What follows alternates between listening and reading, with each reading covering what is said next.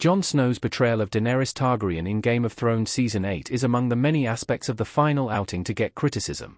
However, Jon's decision was perfectly set up all the way back in Game of Thrones Season 1. Jon and Dany's alliance starts off tenuous, but the two find a common enemy in the Night King. They grow closer while they address the threat to the north, but Game of Thrones' big Jon Snow twist puts their relationship on shaky footing once again. Jon Snow's true parentage is among the many factors that contribute to Daenerys becoming the Mad Queen in Game of Thrones Season 8, alongside multiple losses and betrayals. Both Tyrion and Jon come to regret their decision to follow Dany after she burns King's Landing to the ground. However, Jon is the only one who can get close enough to act on it. While Jon killing Daenerys is a devastating twist for the HBO show, it's the right move for his character. It fulfills the themes of his arc, and it calls back to Ned's story in Game of Thrones Season 1. Jon Snow's decision in Game of Thrones Season 8 was always the right thing for his character. He consistently chose duty over love. Jon's decision to kill Daenerys might seem shocking at first, but it's in line with the overarching message of his character arc. Once Jon joins the Night's Watch, he's forced to accept the reality that duty must come before love, and Game of Thrones tests his commitment to that on multiple occasions.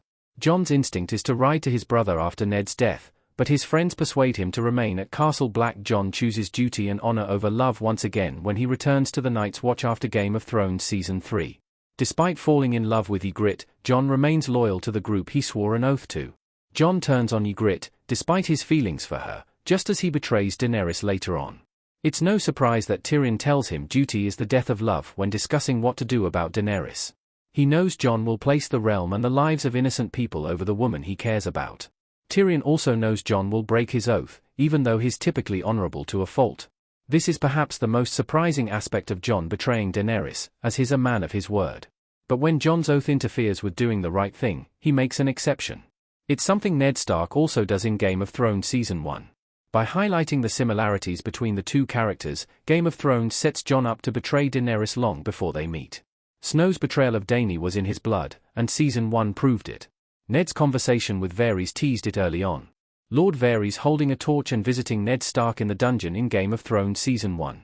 Ned and Jon face similar predicaments in Game of Thrones Seasons 1 and 8, as both are forced to choose between their morals and someone they swore fealty to.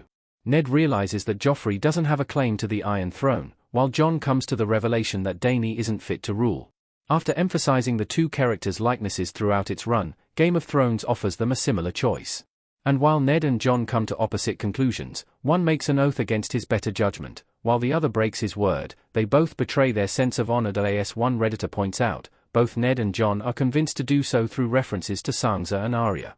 When Varys visits Ned in the dungeons in Game of Thrones Season 1, he convinces him to bend the knee to Joffrey, even if it's not the righteous thing to do.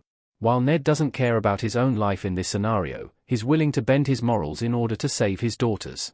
Varys asks him, "And what of your daughters' lives?" And that's the turning point of Ned's decision-making. Similarly, when Jon visits Tyrion in the dungeons in Game of Thrones Season 8, Tyrion brings up his sisters. He knows that Sansa and Arya won't bow to a tyrant, and he convinces Jon of this truth. While Jon's concerns about Dany extend far beyond his sisters, he knows he's condemning them and the North if he continues to follow her. Like Ned, he goes against his moral code in order to protect his family. Jon also manages to save the realm, but there's no denying that his choice in Game of Thrones Season 8 mirrors Ned's in a very intentional way.